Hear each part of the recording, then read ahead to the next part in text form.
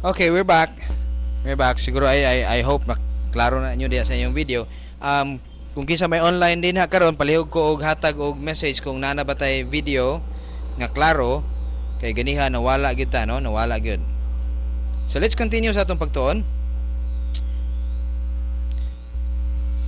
Because the plan of God, again, no, is dili lamang siya naga-focus sa atong salvation, no? Walay instant sanctification nga ato ang gina-consider dinhi. Okay? Wala kita nagatuo nga ang usa ka believer, the moment of faith alone in Christ alone, one time siyang kinabuhi mo gawas na lang kanang sanctification, iyang holiness. Walay instant holiness. May tabo lamang siya for hours and hours and hours of doctrinal Bible study, hours and hours and hours of categorical biblical study. Okay? Doon ay nag-message.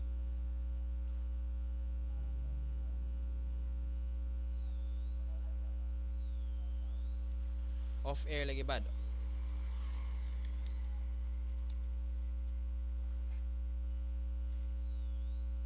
On air na. Oh? So, it requires a process. Even years of process. If you realize Apostle Paul is trained by Jesus Christ mano-mano, no, dito sa Arabian Desert for 3 years. Kaya kung mingon pa kita, this is an instant holiness. This is something like mahitabo siya in just one time sa imong kinabuhi. You wake up in the morning and bingo, imo na dayong buhaton ang kabubuton sa atong Dios. No? Walay ingon ana. Okay? Okay na. We're okay now. Thank you, Ame. Thank you. Okay, let's continue. If Apostle Paul, Jesus Christ na ganito mismo ayang kauban, no, dito sa Arabian Desert, it takes them 3 years to talk about the concept of the Christian way of life, the concept about the church, about what is the purpose of God for the church age, asa tapad to, unsay plano sa aton Dios specifically para kanato nga na dinhi sa panahon sa iglesia. If dunay plano nga atong Dios ngadto sa panahon sa mga Gentiles, if you realize dunay mga tawo nga gigamit ang atong Dios didto aron nga ma-declare niya ang iyahang message ngadto kanila gikan kang Adam, and then niabot sa punto nga si Noah, no? And then after kay Noah giingon sa atong Dios that they will have to spread the whole earth, no? Ang gibuhat nila, they group together, nagbuhat sila og ilang kaugalingong tower. And that's the time nga gihatag atong Dios ang sa atong Dios ang curse kanila nga they will spread out in terms of dili sila magkasinabot sila mga istorya, no? And then we come out to the time that para sa panahon na pod sa mga Hudiyo sa Israelita, gikan diha kang Abraham ni gawas si Moses og naghatag siya og guide og unsay pamaagi sa kinabuhi sa mga Israelita. Sa tuwa pod diri sa church age, he gave Apostle Paul for us to have a guide nining panahon sa iglesia. Okay? And of course, it will be Jesus Christ by the time sa millennial kingdom that he will establish the rules of life dito sa millennial kingdom. So there are people nga gigamit ang atong Dios, and if we realize that Apostle Paul, God requires Apostle Paul to have 3 years of mano-mano training. Okay? And it is hours and hours of Bible study. I believe that there might be some gitawag nato og supernatural nga mga butang nga naghitabo dito. But if we consider the concept about Apostle Paul being trained by Jesus Christ 3 years dito sa Arabian Desert, pila ka oras nagatuon sa isa ka adlaw? Well, kung ato na siyang ikumpara sa ato ang kinabuhi karon, kung ato i-appeal dito si Apostle Paul unya supernatural gyapon ang nahitabo kay Apostle Paul dito, din kinsa naman lang atong pwede basihan sa ato ang kinabuhi. Mayong ka wa gyud. Apan I would like to consider that Apostle Paul dito sa Arabian Desert natulog siya at least 8 hours a day. Sa 24 hours nabili niya 16 hours of waking hours. Gabi matulog siya. Maybe at sa paniud to, after sila maniud to sa atong Ginoong Kristo, mag-rest po siya og maybe an hour, a nap, no? At least di po siya katugon sa klase, no? And then after niya na, so pilan lang 9 hours, so nanlan sila 15 oras nga nabilin. Sa 15 oras nga nabilin, dunay oras si Apostol Pablo nga mukaon. Buntag, 1 ka oras. Udto, 1 ka oras. Hapon, 1 ka oras. So sa 15 ka oras, naana lang sila nabilin nga 12 ka oras. No? So kanang 12 ka oras, giunsa na pag-divide sa atong Dios. Maybe 8 to 10 hours niya na is a biblical study. No? Well, we don't have the Bible yet, but it's a doctrinal study. Ito istoryahan niya kung sa gyud ang kinabuhi sa church age. The remaining 4 hours sa nabilin nga 12 hours diha sa 4 to 2 hours nga nabilin, I believe it's time for Apostle Paul to have para siyang kuglingon maybe an exercise or something else. No, anong gingunani man nato ni sa pag-divide, because it's a guide for us that this Christian life dili ni siya maggawas o dili ni siya maggawas ang kinabuhi ni Kristo dinha kanimo by simply sleeping, and at one time paggawas nimo or pagmata nimo sa buntag, you became the Christian God wants you to be. Wala ingon ana mga igsoon, no? Ayaw mugtuon niya na. So ingon niya do accidentally. But anyway, let's go back. So since it is a process, naisgutan nato last time nga ang positional nga sanctification. Okay? Ang positional nga sanctification nga nahitabo kanato is automatic, and it is simultaneous. Mark the word simultaneous. It is unsa man ang simultaneous gani sa another nato nga sa atong pinulungan. Kada bang nagahitabo uban sa uban pang nagahitabo. The moment of faith alone in Christ alone, nahitabo dayon nga ikaw gi-baptize sa Holy Spirit ngadto kang Kristo, ug si Kristo pod nag-baptize nimo, nag-identify nimo with the Holy Spirit, and you are now from Adam into Christ. That's simultaneous process, no? The Holy Spirit creates a new human spirit diha sa imo. The Holy Spirit resides diha sa imo human spirit. You are baptized into Christ. You are baptized with Jesus Christ, by Jesus Christ with the Holy Spirit, and many things happen to you the moment of salvation. In fact, there are 51 things again. Okay?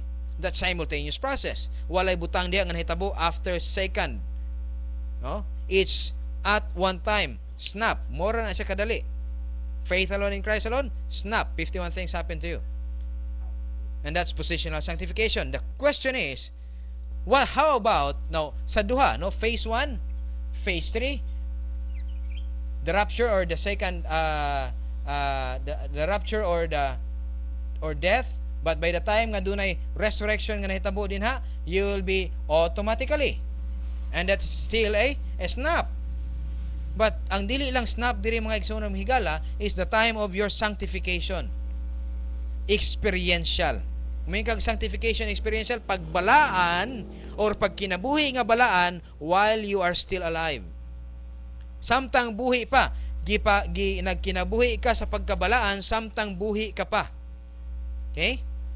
Mo na siyang experiential sanctification, and it has two condition. Unsa ganitong duha ka condition?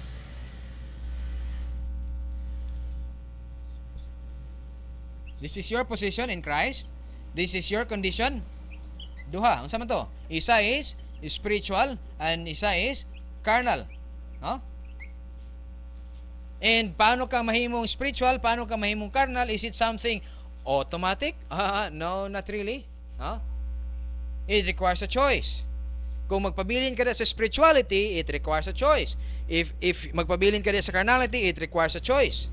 Ingon pa sa atuang mga natun-ana na gi-command, no? There is a command nga gihatag.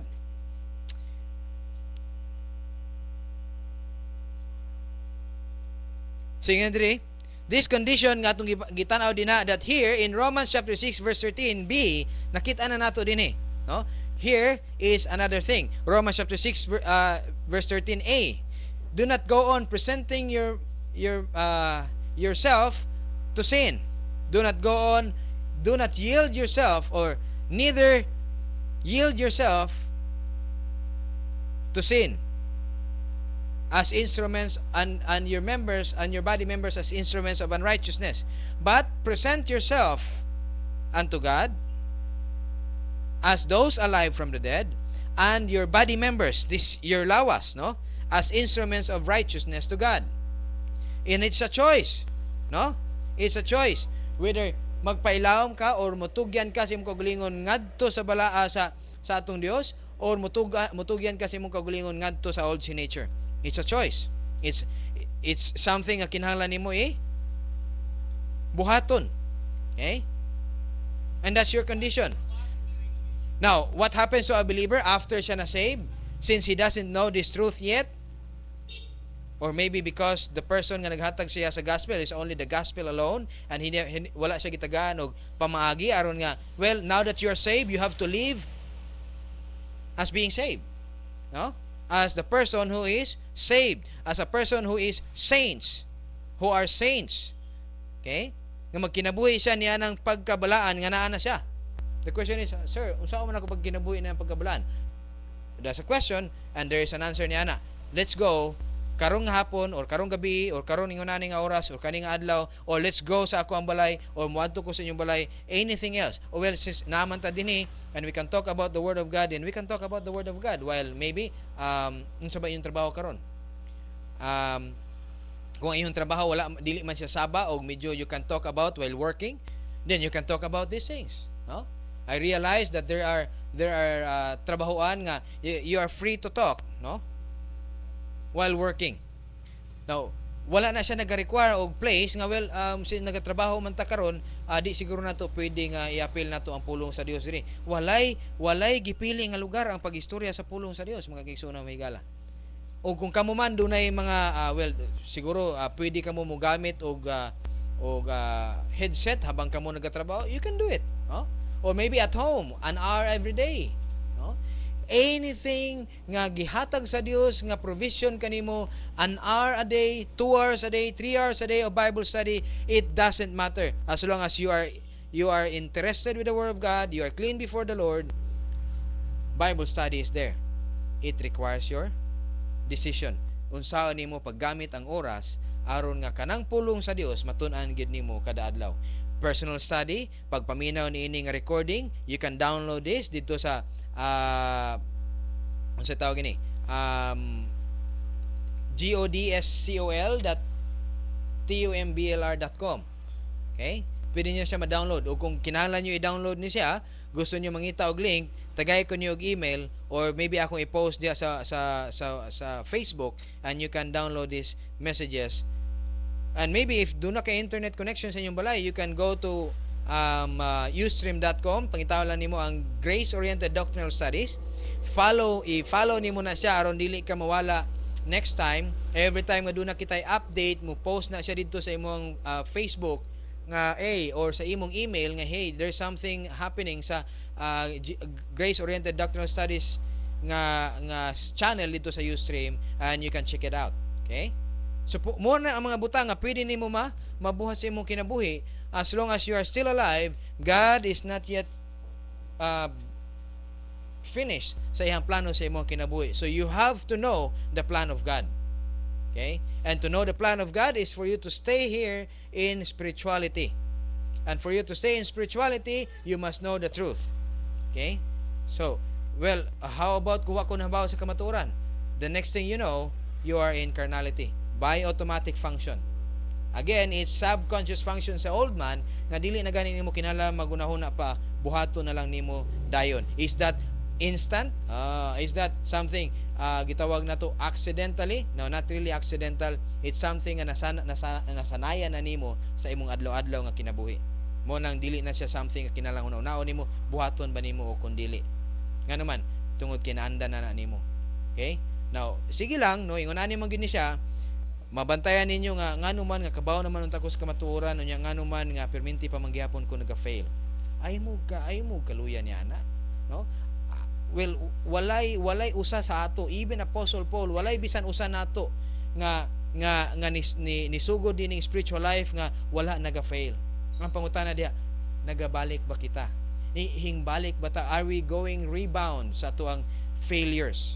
If we fail, like are we going back sa ato ang dati nga nakasanayan nga mga buluhaton, the vices unsa bakana, or sinning, anything, unsay imuhang gibuhat aron makabalik ka? Imo bang gigamit ang provision sa atong Dios, graciously provided by God? 1 John 1:9, the confession of sin. Now karon nagka-confess na ka sa sin. Have you ever used God's provision for you to stay in spirituality? Operation KRY.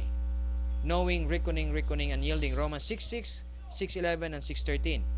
Knowing your old man is dead, knowing your new man, reckon yourself to be dead indeed unto sin, and your new man alive unto God, and your body as instruments of righteousness to God. It's your choice. Okay? And it is a failure going back again, rebound, going back again to spirituality, rebound, going back to spirituality again, until such time you'll realize that you are staying more on spirituality and less rebound. And the more you realize that, you continue sa imong biblical training, and later on you will realize that what you are doing, as it is part of your subconscious launching pad, you are doing exactly what God wants you to do. Is that something nga gitawag nato og accidental? No, not really. It's a process of application of Bible doctrine. Wala na kita igong oras, ug daghang salamat ninyo mga kaigsunan, mahigala nagirapaminaw niini, and I again encourage you to come back next week, Wednesday, no? Ngano man wala man tay Lunes ug Martes, pastor. Sa Lunes manggod dunay mga activities nga ato ang ginaapilan dinhi sa internet, no? Ang klase ni Pastor Steve Willis nga naa diha sa Houston, Texas. Nag-aapil kita ni ana, so munang wala kita study, no? Sa Martes usab na Monday night home Bible study si Dr. Jem, nag-aapil pud ta ni ana, so munang wala ta nakaapil sa atong Bible study. But Wednesday, Thursdays, and Fridays, we will have our Bible class dinhi.